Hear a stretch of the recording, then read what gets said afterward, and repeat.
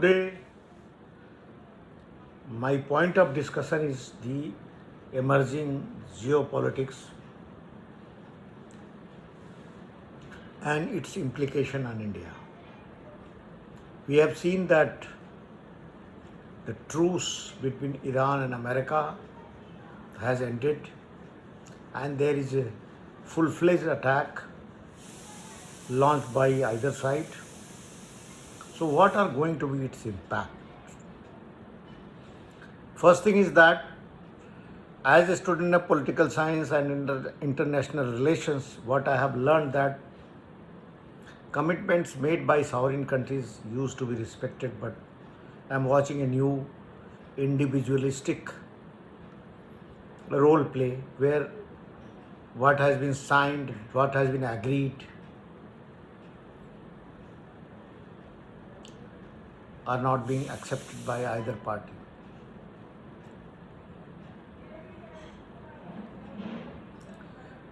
It is very difficult to get weaker or stronger agreeable until unless there is an intention and clarity of thought. What happens in this American-Iranian conflict is that there is a deep distrust. And I must say that the way the things are moving, it will not be very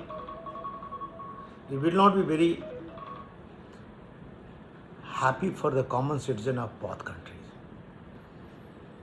Iran is facing acute devastation in terms of its infrastructure, etc. While America is facing the global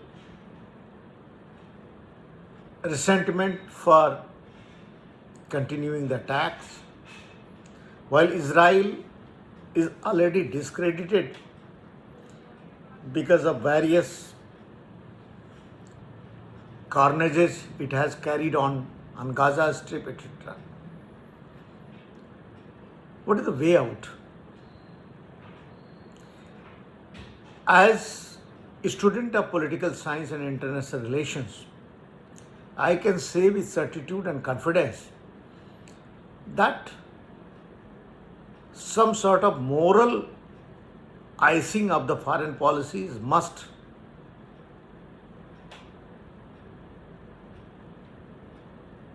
to succeed in convincing the other thing. The Indian stand is very clear. India supports two-nation theory. Palestine has a right to exist, and so do Israel. The entire Arab world, which is the supplier of energy to all the countries, if not America, needs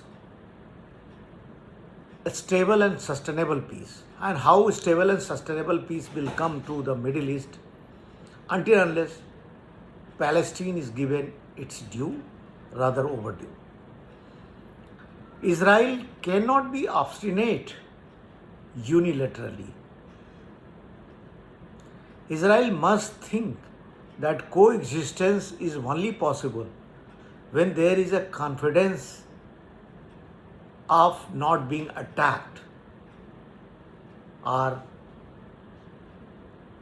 a kind of Middle East countries recognizing that Israel is on the right path. Individual ambitions and aspirations of leaders shouldn't be in conflict with the national interest, and that is what is the biggest stumbling block in achieving the peace. Individual popularity should not be on the cost of national interest, and this is how I think that every Israeli citizen must be thinking in those terms. Israeli people do want to live in peace, do want to live in a surrounding where they are not in constant danger to their lives. National actors can invade militarily, but suppressed groups, militant groups can attack in a very, very disguised way, and then they pose the same amount of threat on the population. So Israel can think of its coexistence only in terms of two nation theory, and that will end the peace. That will end the peaceful efforts which has been continuing historically but still unachieved. I must acknowledge that Middle East cannot be peaceful without actualization of two nation theory, and it is the responsibility on both sides. Hezbollah or Hamas, whatsoever, they must think that terror is not the solution of their problems, and so do the international community of nations must realize, including the United States, to give the legitimate rights to the Palestinian aspirations. Now coming to Iran, what Iran is thinking. First thing, Iran is conceived to be a threat to the Israel, and if Iran is nuclearized, it has a serious threat to the Israel. Islamic nuclear bomb is already there. Pakistan is undeclared nuclear weapon state. So it is not Islamic nuclear state issue. Rather, it is Iran's continuous support to Hamas and all that, which endangers Israel. And Israel has demonstrated to the extent that being nuclear power, still it has not used nuclear weapons. But Israel doesn't have that same confidence that if Iran becomes nuclear, will Iran resist from not using nuclear weapons? Iran is still to show that confidence in the mind of the others, but Israel has demonstrated. So Israel has used conventional weapons but not nuclear. That shows the credibility of nuclear responsibility of Israel. Now Iran should think, especially the Iranian people, that fighting is not the solution. Iran is not defending itself. Iran is actually devastating itself. Iran is damaging itself. A country thousands of kilometers away from Iran is feeling no threat from Iran. But in turn, Iran's civil, military, etc. infrastructure is on the verge of American threat. And Iran should realize that it is not wise to fight with America. And it is this triangle-ness in the issue which actually is complicated. Global superpowers, whether China, Russia, Europe, India, America, must impress Israel and to the extent Hamas and other part to ensure that Palestine is given statehood, nationhood. Because Iran gets its moral oxygen from supporting the Palestine issue. And once this issue is resolved, then still if Iran pursues nuclear option, the world will be having a different thought about that. Besides, I am a firm believer that fight is not the solution, and fighting with the stronger is not the wisdom. America is number one superpower, and there is no wisdom in fighting with America. From Iranian perspective, I am talking. Iran should try to come out of its religious ecosystem and think in terms of development. Development needs democracy. Development needs scientific temper.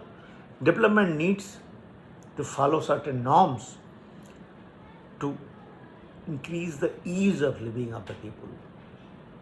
I can anticipate and envisage what hardships Iranian people would have been facing because of the attacks. Medical and other issues would be really hard to imagine. So I would urge the Iranian leadership to calm down their anger and ego, to try to understand realities and try to come to the table, not for the sake of, nobody is of the opinion that Iranian civilization can be decimated. Iran is as respectable civilization as any civilization can be. But for the sake of the country's interest, militia and especially IRGC, etc., should be convinced that fight is not the solution, and fighting with the stronger is the stupidity in action. Nobody is saying, neither America nor Europe nor anybody is saying to divide Iran. Their simple request is that Iran should not develop nuclear. Iranian nuclear facilities should be supervised by inspectors of the International Atomic Energy Commission. Besides, I think Iran on its own should quit this and open it to the transparently to the international inspectors. Besides, Iran should also not go for intercontinental missiles, because that exactly is the issue right now. A development oriented approach, if Iran follows, it can help the Iran in better way. And it is only possible when Iranian people come out of their anger and angst against USA and understand the national interest in better perspective. All the powerful nations of the world, including India, should try to convince Iran to come to that level. Because America has to lose nothing but its old weapons being tested in Iran, and then the arms manufacturing lobby is going to get the benefit of that. America is a $30 trillion economy. Iran is less than $1 trillion. America is a global superpower. America can destroy Iran's energy infrastructure, oil infrastructure, civil infrastructure, bridges, etc. You can keep your missiles in caves underground, but missiles will not feed the citizenry of the Iran. Iran should think that the interest of Iran is supreme rather than ego of Iran. What happens? And here I would also appeal America to propound self-respecting conditions diplomatically, so that Iranian leadership doesn't feel uncomfortable in accepting that. Because the way the things have worsened, deteriorated, I'm sure that it's very difficult for the leaders of Iran to convince its people to accept American terms. But it is also a responsibility of America, being the global superpower, to convince Israel to stop attacking on Lebanon stop doing carnage on the one hand. Secondly, offering acceptable conditions for Iran so that Iranian leadership can counter and can respond to its people that it is not negotiating with the national self-respect, national sovereignty. On the other hand, terrorist activities from all sides should be stopped. Hezbollah or Hamas and Middle Eastern countries. So they stopped supporting terrorist organizations to destabilize Israel. And that is how the things will move.